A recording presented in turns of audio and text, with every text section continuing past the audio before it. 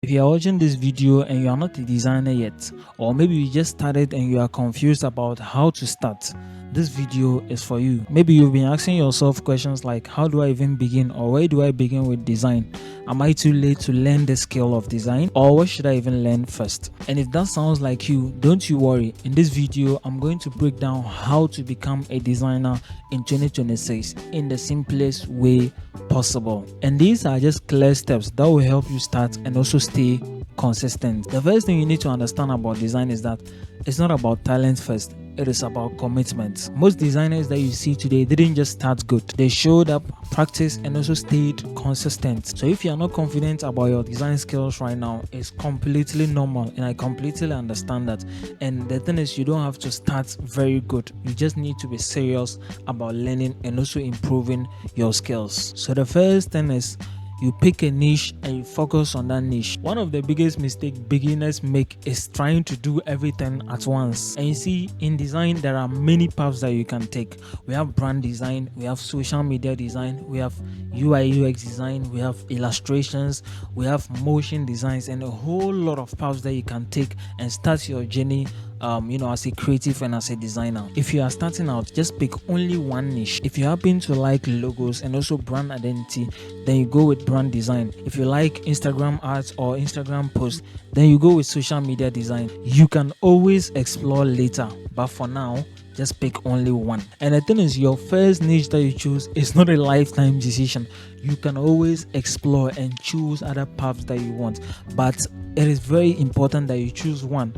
This is going to be your starting point in your creative journey. After picking a niche, the next step is the tools that you are going to use. You don't need to learn Photoshop, Illustrator, Figma, Canva, and all these design software, everything at once. You don't need to do that. And if you start to do that, it's just going to confuse you, and you are going to lose your focus in your design journey. And if you are just starting out, this is very frustrating. So just focus on only one tool and pick that tool. Start with the one tool that matches your niche. So if your niche is social media design, then you can begin with Photoshop or Canva or Affinity. You can begin with any of these and focus on that. And if your niche is branding, you can focus on Illustrator and learn Illustrator very well. And if it's UI UX, then Figma is the best way to go. You can choose Figma and then you focus on Figma. If it's motion design, then you can go with After Effects. It gives you the best results and you can learn a lot.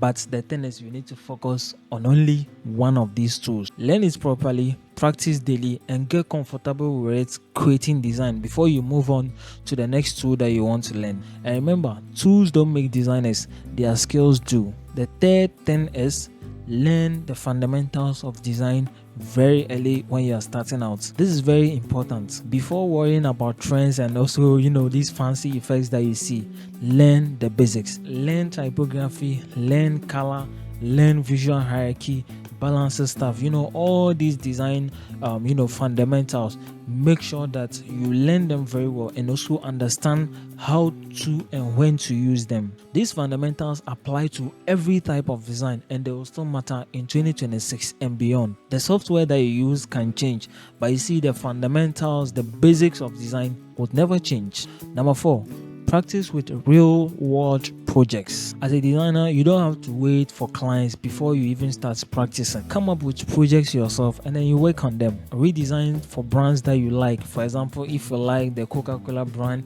if you like Apple, any brand that you like, just create designs for those brands. You can come up with any business that you want and then you just try to create social media designs for those businesses. And another thing you can do is create a rebrand for just a local shop in your area. So you can see maybe there's a food seller in your area and you think they need something. It's not like you are going to propose it to them, but you're just going to create it just for practice. And you see, when you do these things, it helps you improve faster as a designer. It helps you build confidence, and you can even build your portfolio even without clients. Number 5, post your work even if you are not confident. I've emphasized this a lot in my videos, and this is what beginners mostly struggle with. Just post your work anyway. Your designs will not be perfect, and I'm telling you, your designs will not be perfect if you are starting out, but still, just put them out there. Posting your work just helps you track your growth, build confidence, bring opportunities to you, and also just expose you to other things for you to even learn new skills. And one thing that you need to have in mind is that you are not posting to impress anybody. Nobody cares about your design, so take it like that. Don't post to impress anybody. What you are doing is you are posting to improve on your skills, but don't care about, oh, people will not like this, or maybe somebody might see this and say, oh, this guy, he doesn't know how to. No, you are not focusing on people. Just focus on yourself and focus on building that skill. You can start with any social media like Instagram, Twitter, Behance.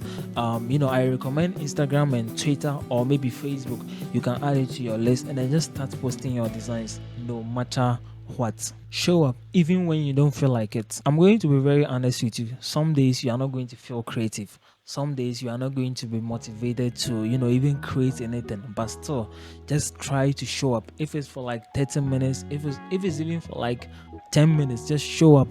Open your design software, do something. That is the goal. Getting 1% better every day. Just do something. You might not like what you come up with, and sometimes you might like what you come up with. And this just helps you build consistency. And consistency also helps you build what? Discipline, but not motivation. Because motivation will not really help you. But then if you are consistent, you know that every day you would have to show up, and create that kind of discipline in you as a designer. Number 7, collaborate and also ask questions. The thing about learning any skill is that you don't grow alone. When you see something that you like online, don't be afraid. Just comment, or you can even actually DM them, asking them how those were made, and they can gladly take you through how they were able to come up with that. DM designers that you admire. For example, I do that a lot. When I see somebody that I admire their work, I just DM them. I'll not ask them anything. I'll just DM them. Oh, I like your work. Just keep going. You are inspiring me. Just those small things. It creates opportunities. Trust me. And the other thing that you can also do is just collaborate on small projects that you know. So you might have your colleague that he's also coming up learning design.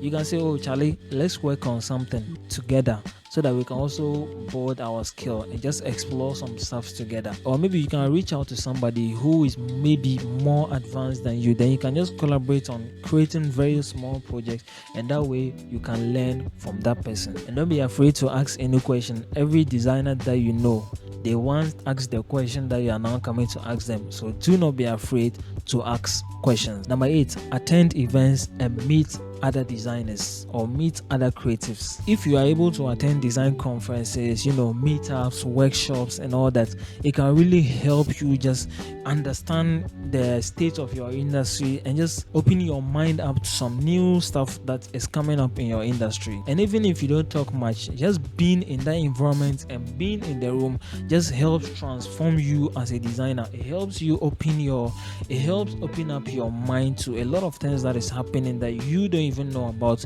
in the industry. And it also helps you just meet real designers and people who are also more advanced than you, and you can also learn from them. One thing about going out and meeting others is it exposes you to new experiences. And the thing about exposure is it changes your mindset.